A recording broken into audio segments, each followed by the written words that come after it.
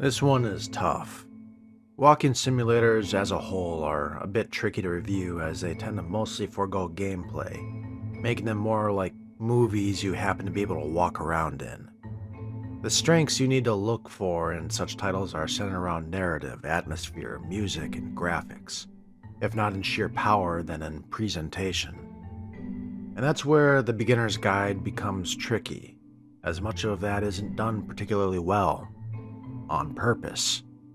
The Beginner's Guide is a walking simulator released in 2015 from the mind of Davey Wreden, perhaps more famous for the Stanley Parable.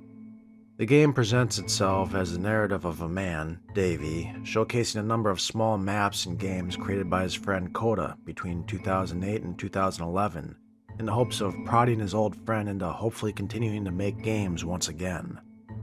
The title quickly becomes a deep dive into the mindsets of not only Coda, but our narrator, Davey, examining the stresses, frustrations, and often loneliness of creative pursuits, as well as questions of what makes a game a game. It does so with a certain air of authenticity, with Davey using his real name and even, at one point, his real email address. But make little mistake, this is a fictional title. Coda does not exist, and the Davey narrator is definitely not the same as Davey, the true-to-life developer. And if he was, well, there'd be some issues. Let's digress a bit before we get too much deeper into narrative to discuss the music and graphics. And they're functional. I wouldn't call either bad, but neither are they particularly notable or memorable as you might see in similar titles. The music lends itself well to whatever is happening, though doesn't entirely fit the narrative, while the graphics, well, the game is designed to look like a bunch of maps coupled together by a single amateur game designer with little experience. And it looks exactly like that, for better and for worse. Some locations are more interesting than others, but there's little here which will stand out besides some of the randomness included. No, the game relies heavily off of its concept and narrative to the exclusion of much else, for better and for worse. So with that in mind, how is the narrative? And that's the tricky part. So I am under the philosophy that narratives are designed to appeal in two different facets, logically and emotionally. Ideally, a story will balance the two and be at least good at both, or lacking that, really good at one whilst not trampling the other too hard. So, for instance, you might have a logical story where emotional connections are inferred and it might not be everyone's cup of tea, but you might still see where the quality lies. Or you might have an emotional story which doesn't explain much lore and leaves much to interpretation or assumption. Some of the best combine the two to weave rich tapestries, and these are often works which stick with us for years. Where issues tend to sprout up is when you have works that might be very good at one, but outright bad with another. And stories like that can be very divisive. People tend to prefer one philosophy over the other, so when a story happens to push heavily into that philosophy, some of the flaws tend to get ignored by one group and highlighted by the other. The Beginner's Guide is like this.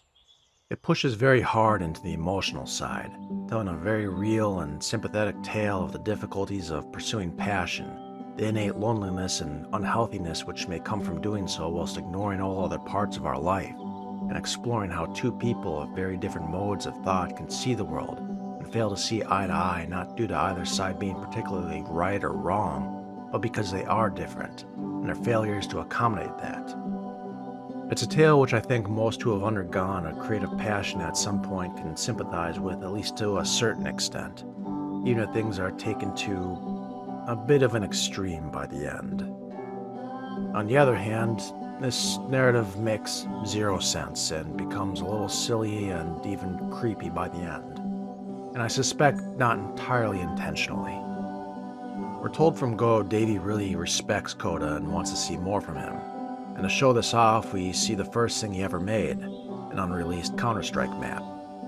Davey goes on to talk about how bizarre it is with these floating boxes and randomly colored textures, and all I could think of is, yeah, that seems like what a first-time ever map maker would create. It's not particularly creative. It's a person testing the limits of the system, then throwing it into some unreleased pile because it's not good, and nothing more than a testing ground to see how it works. And yeah, this is a bit of a common theme. We go through all these little games released by Coda, and by and large, they're nothing special. Most are completely unfinished nothings, which are a little more than a concept. Others just don't make sense. Like this bit, where it's revealed that this small linear map Coda created with nothing more than a corridor was, in fact, a gigantic sprawling maze as far as the eye could see, but was completely inaccessible. Things like this are to make us try and imagine Coda's mindset, but all I can think of is, would someone really do this? Spend months building this room by room when they don't intend to release it to anybody or make it playable beyond the one tiny corridor, or even have it be known that there was more to the level? I don't see developer meaning to things like this, nor do I see how a narrator could become so obsessive over an individual based on these frankly boring, often purposely unplayable maps. There's something which just doesn't ring true to all this. Especially when the game as a whole begins introducing a more overall ambient soundtrack you realize Coda wouldn't care about, but is more present to reinforce the emotional beat of the narrator. The game is littered with weird little tidbits of inconsistencies and oddities like this.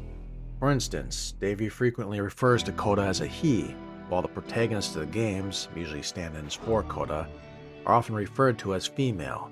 In one of the games Coda creates, by their lonesome mind you and supposedly never released publicly, as female voice acting. And yeah, that's a bit of a key sticking point about Coda's maps which can make much of this ring hollow. They aren't good, often on purpose. Sometimes it's just because they're not finished, but Coda's design philosophy does not mean that it has to be playable. Which is some weird artsy point to make, and I'm sure you could center plenty of discussion around the topic. But at the end of the day, a game tends to need to be playable at some level to extract entertainment, and Coda's maps tend to lack that aspect. They're basic, they're simple, there's very little and secrets left to truly discover, and they're built with the expectation that the narrator break them in order for us to play them at all. About the only map I held any appreciation for was a sort of cleaning simulator early on, where you wander around a warm, cozy mountain home looping through chores, which I could legitimately see being a rather therapeutic title if tweaked appropriately. Outside of that, I won't mince words. The fictional Coda is not a good game designer, and as many issues as our fictionalized Davy narrator turns out to have, to the extent of outright stalking, if I saw some of the titles Coda was creating in their lonesome, I'd be seriously concerned my friend was about to off himself. So with all that in mind, I'd recommend The Beginner's Guide. The emotional end of things dealing with the struggles of creativity are likely to hit a chord with many people who can get into the narrative. On the other side of things, this story doesn't make sense, the maps aren't great, and I don't consider much particularly memorable to this. I think certain creative sorts, particularly writers and designers, or those who have struggled to pursue a passion, might empathize with Coda, Davy, or both. But for a title you have to pay money for, I wouldn't recommend this to many.